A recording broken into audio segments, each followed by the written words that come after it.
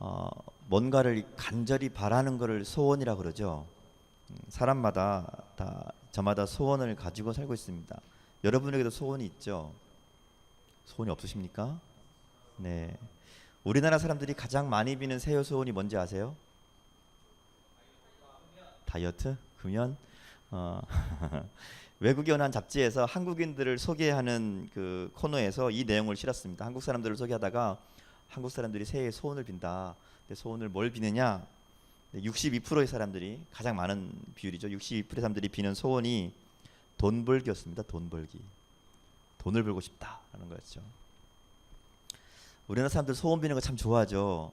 소원 달 보고도 소원 빌고요. 새해는 뭐 물론 빌고 생일에도 촛불 끄면서 소원 빌고 산에 가면 소원 빌고 큰 나무 보면 소원 빌고 큰 바위 보면 소원을 빕니다. 그게 안 보이면 돌을 쌓아놓고 소원을 빌죠. 예, 소원 비는 거 굉장히 좋아합니다. 그러면서 하는 말이 소원을 빌 때 누구한테 얘기하면 부정탄다 그러죠. 속으로 혼자 몰래 조용히 소원을 빌어야 된다고 그럽니다. 근데 이런 소원들 말고 정말 많은 사람들에게 공감을 얻고 또 감동을 주는 기억되는 소원들이 있죠. 특별히 어떤 위대한 인물들의 소원을 들어보면 우리에게 감동을 줄 때가 참 많이 있습니다. 나에게는 꿈이 있습니다. 이렇게 시작되는 소원이 있죠. 아시나요? 네, 마틴 루터 킹 목사님의 소원이었죠. 만약에 하나님이 네 소원이 뭐냐고 물으신다면 나는 서슴지 않고 내 소원은 대한 독립입니다 말하겠습니다. 두 번째 소원이 뭐냐고 물으신다면 대한 독립이라고 얘기하겠습니다. 세 번째 소원이 뭐냐고 물으신다면 대한 독립이라고 하겠습니다. 누구에게요? 이런 김구 선생 얘기죠. 김구 선생의 책 중에 나의 소원이라는 책이 있어요. 그 책에 보면 이런 소원에 대한 얘기들이 있죠. 이런 얘기들 들어보면 와 진짜 이 훌륭한 사람들 소원은 다르구나 생각을 하죠. 오늘 말씀도 이 소원에 대한 얘기예요. 예수님의 두 제자가 예수님께 와서 요청하죠. 주님, 선생님, 우리에게 우리가 원하는 바를, 우리가 구하는 바를 들어주십시오라고 요청하죠. 말하자면 소원이 있다는 얘기잖아. 예수님, 소원이 있습니다. 근데 이 이야기를 하는 시점이 굉장히 중요합니다.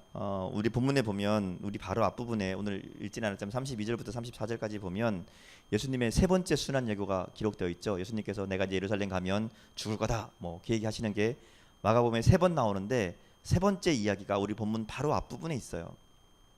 그리고 특별히 우리 본문 바로 앞부분에 있는 이 말씀은 이전 말씀과는 달리 굉장히 구체적입니다. 이전 말씀에는 그냥 내가 이제 죽을 거다 뭐 이 정도만 있었다면 바로 앞에 있는 내용을 보면 예수님께서 이방인들이 예수님을 능욕하고 침을 뱉고 채찍질하고 죽일 거다 이런 상세한 내용들이 다 기록되어 있습니다.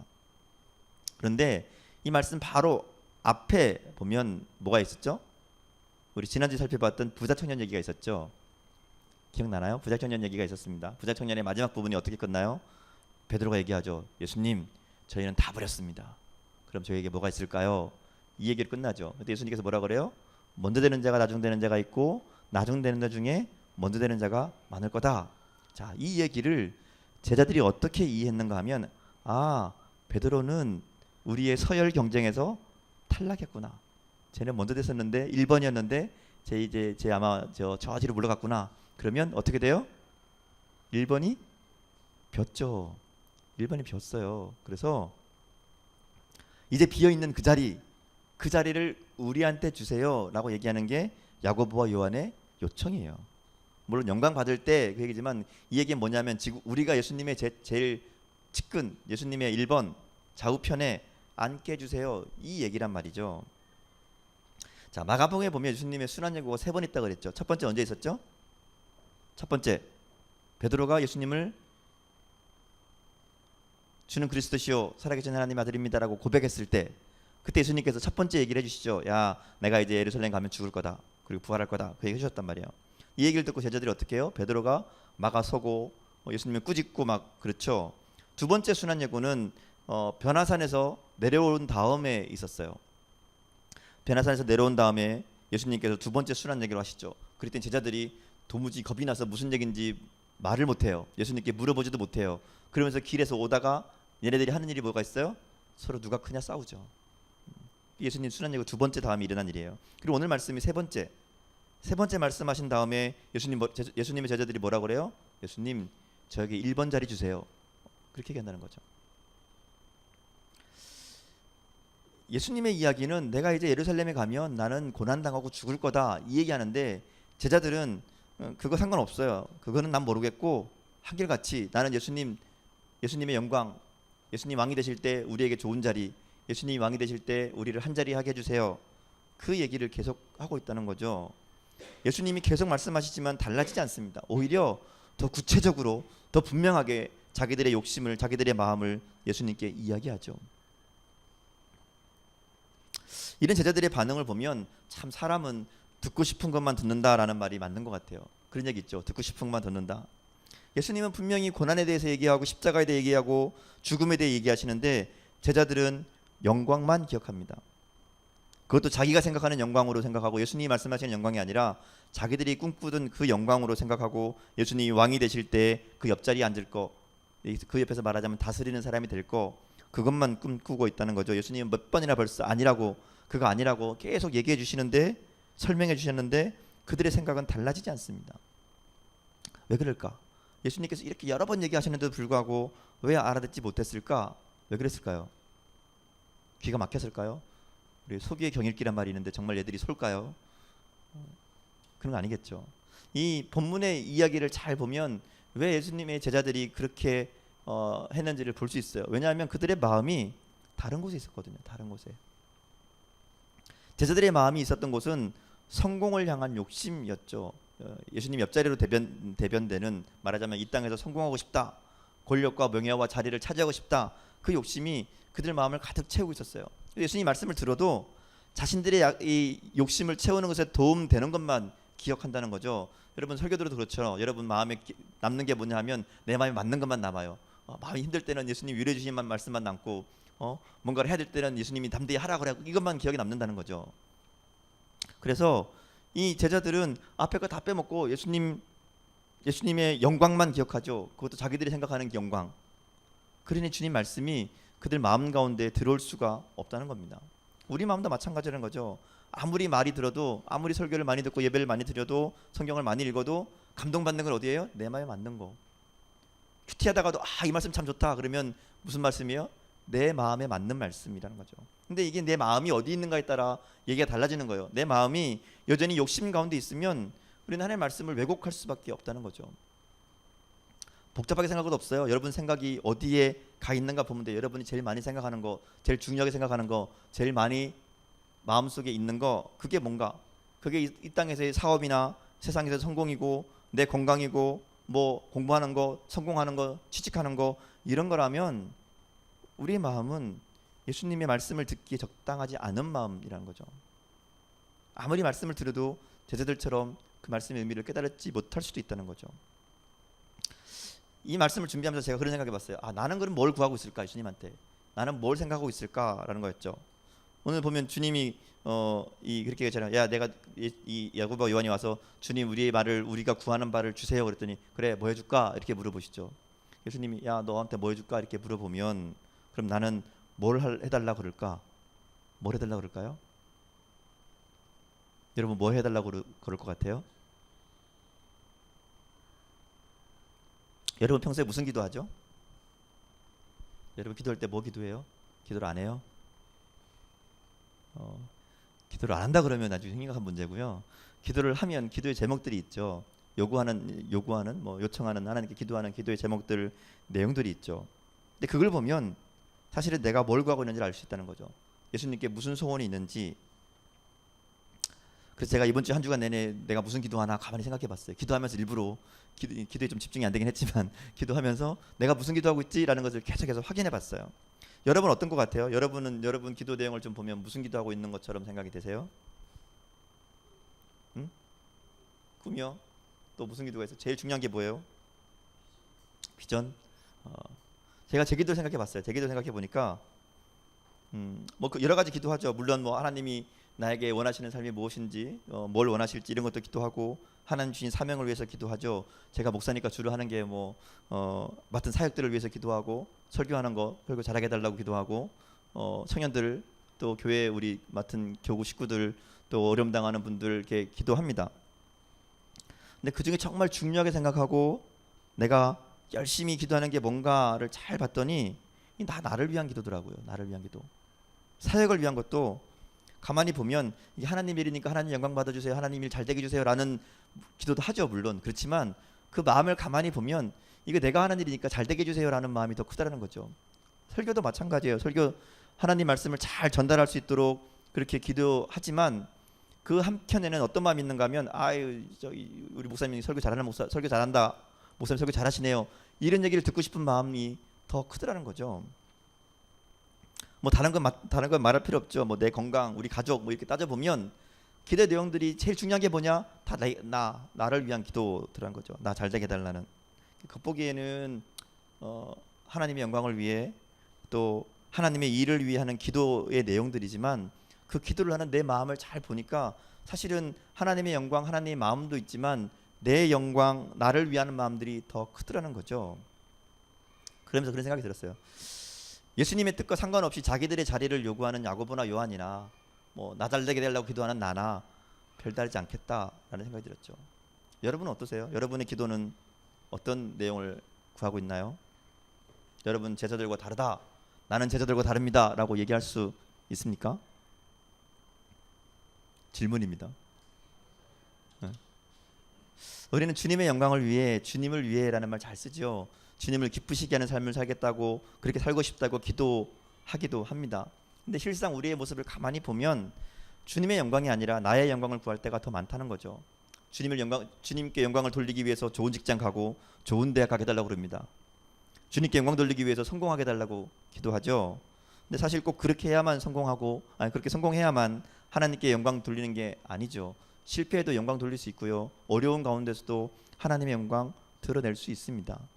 그래서 그런 걸 보면 혹시 성공을 바라는 우리 마음이 그 내 욕심을 하나님의 영광이라는 것으로 포장하고 있는 게 아닌가, 그런 생각이 들더라는 거죠. 오늘 우리들의 마음을 좀 정직하게 잘 좀 돌아볼 수 있었으면 좋겠어요. 하나님께 내가 정말 무엇을 구하고 있는지. 자, 이런 제자들의 요청에 예수님께서 한 가지 질문을 던지시죠. 그래? 그러면 내가 마시는 잔을 마시고 내가 받는 세례를 받을 수 있겠느냐? 이렇게 물어보십니다. 여기서 주님 말씀하시는 잔과 세례는 뭐 다 아는 것처럼 고난, 죽음 이런 것들 상징하죠. 근데 야고보 요한이 이 말씀을 듣고 그럼요 할 수 있습니다 이렇게 대답하죠. 이런 의미죠.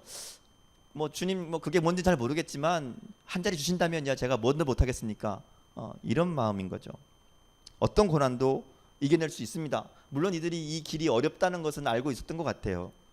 그래서 왜냐하면 예수님이 이미 8장에서 그 나를 따르는 사람은 고난에 동참해야 된다, 자기 십자가를 져야 된다, 자기를 부인하고 자기 목숨을 버려야 구원 얻을 것이다 말씀하신 적이 있거든요. 그러니까 대충은 들었을 거예요. 그리고 14장에도 보면 그런 고백하거든요. 예수님 내가 죽으면 죽을지언정 주님을 부인하지 않겠습니다 이렇게 얘기하잖아요. 그러니까 어느 정도 말하자면 죽을 각오를 해야 할 수 있는 일이다라는 정도는 알고 있었어요. 근데 문제는 실제로 그들에게 그런 상황이 일어났을 때 그들이 다 도망가 버렸죠. 그러니까 지금 이 상황을 보면 예수님을 따르는 길이 어렵다, 고난이 있다, 괴롭다, 힘들다 얘기하시지만 뭐 할 수 있죠. 주님 나중에 한 자리 주신다면야 제가 그거 못하겠습니까? 그런 마음으로 이야기한다는 거죠. 그들 스스로 봤을 때는 굉장히 괜찮은 사람이었을지도 모릅니다. 자기들은 우리는 꽤 괜찮은 예수님을 따르는 사람들 중에 제일 그 중에 제일 나은 사람들이지 않을까.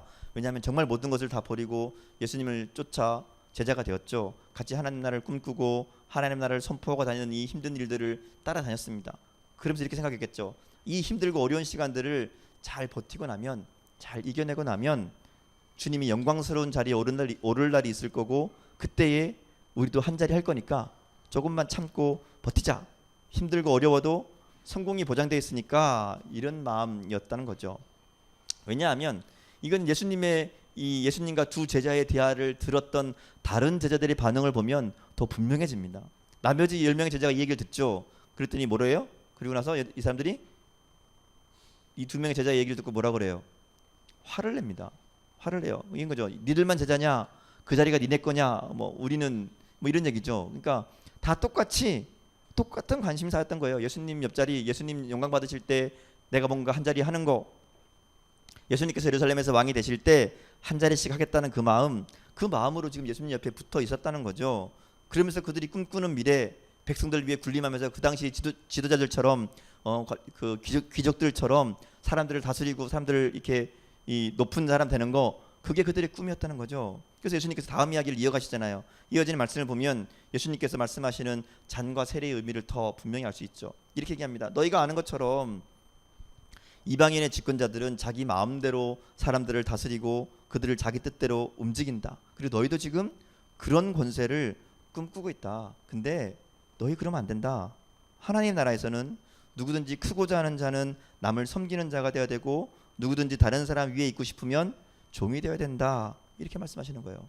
예수님, 이 제자들이 생각하고 있던 것과 완전히 정반대 얘기를 하시는 거죠.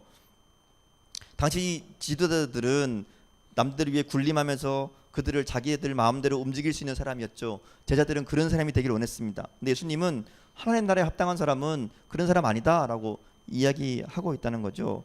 세상 사람들이 생각하던 다스림이라는 것은 나를 위한 겁니다. 나를 위해서 다른 사람을 이용하기도 하고, 나를 위해서 다른 사람을 착취하기도 합니다. 근데 하나님 나라의 다스림은 반대죠.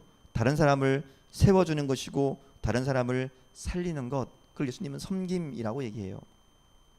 그저 단순히 친절을 베풀고 뭔가를 잘해주는 이런 이야기가 아니라 그 사람이 중심이 되는 거고 그 사람을 살리는 것이 목적이 되는 것, 그게 바로 섬김이라는 것이죠. 그래서 본문 마지막에 보면 예수님께서 그런 얘기 하시잖아요. 나는 섬김을 받으려 함이 아니라 도리어 섬기려 하고 자기 목숨을 많은 사람의 대속물로 주려 함이다. 이렇게 말씀하시죠. 이 구절이 굉장히 중요합니다. 왜냐하면 섬김이 무엇인지를 잘 보여주는 말씀이기 때문에 그래요. 사실 예수님께서 그동안 내가 죽을 거다 얘기를 여러 번 하셨다 그랬죠. 여러 번 했어요. 근데 여러 번 죽어야 되는지 말씀하셨지만 왜 죽어야 되는지를 얘기 안 했어요. 근데 오늘 말씀이 유일하게 예수님께서 왜 죽어야 되는지를 말씀해 주시는 구절이죠. 뭐라 그래요? 자기 목숨을 많은 사람의 대속물로 주기 위함이다.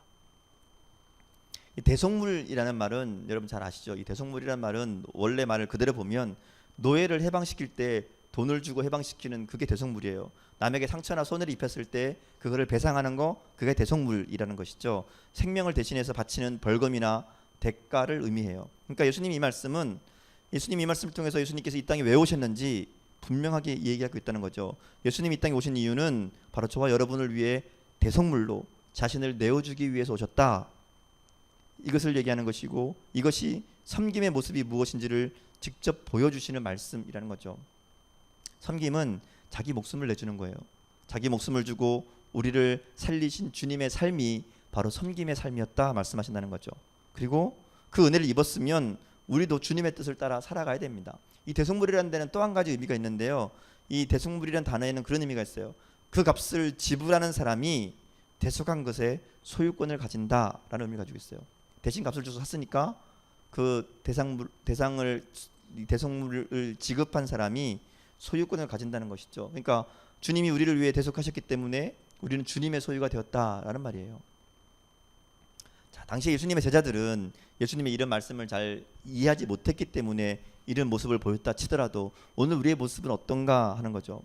우리는 이미 예수님의 말씀이 어떤 의미인지 잘 알고 있죠. 예수님이 우리에게 무엇을 원하시는지, 또 우리에게 어떤 삶을 요구하시는지 알고 있습니다. 제자들은 당시에 몰라서 그랬다 하더라도 우리는 알면서도 여전히 섬기는 제자의 삶이 아니라 섬김 받고 싶어하는 높아지려는 마음을 버리지 못한 것은 아닌지, 여전히 내 마음을 가득 채운 이 욕심 때문에 주님의 말씀을 듣지도 또 순종하지도 못하고 있는 것은 아닌지 하는 거예요.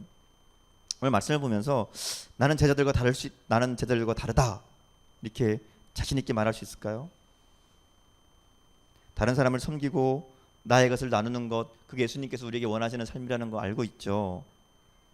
아니, 그리고 우리는 그렇게 살고 싶다고, 예수님을 닮고 싶다고 고백하며 살아갑니다. 근데 정말로 그렇게 살고 있나요? 고백하는 대로, 결단한 대로 예수님을 따르는 사람이라면, 예수님의 제자라면 예수님의 마음을 닮아야 하는데 우리의 삶은 아직도 예수님을 닮고 싶지 않은 순간이 너무 많다는 거죠.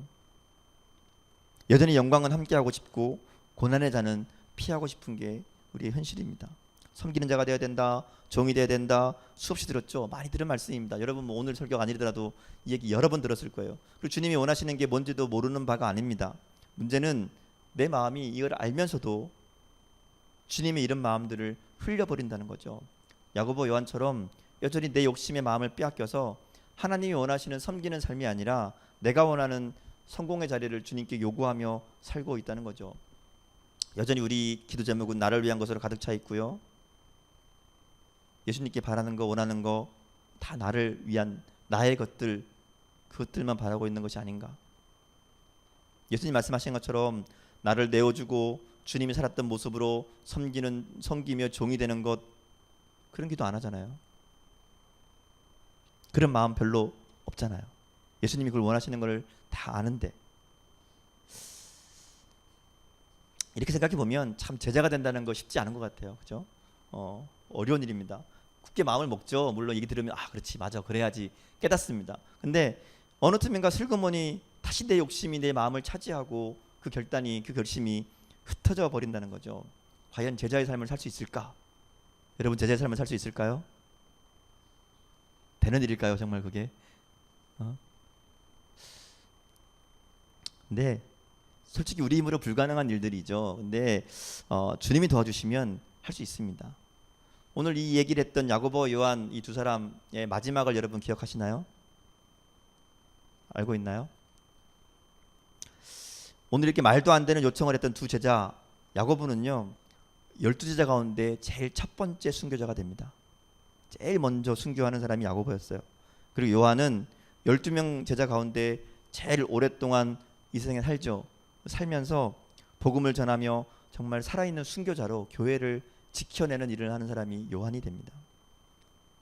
말씀에 보면 예수님께서 내 좌우편에 누가 앉을지는 내가 할 게 아니라 아버지가 하신다, 모른다라고 말하자면 예비된 자에게 줄 거다라고 말씀하셨지만 이 정도면 예수님이 좌우편에 앉지 않았을까요?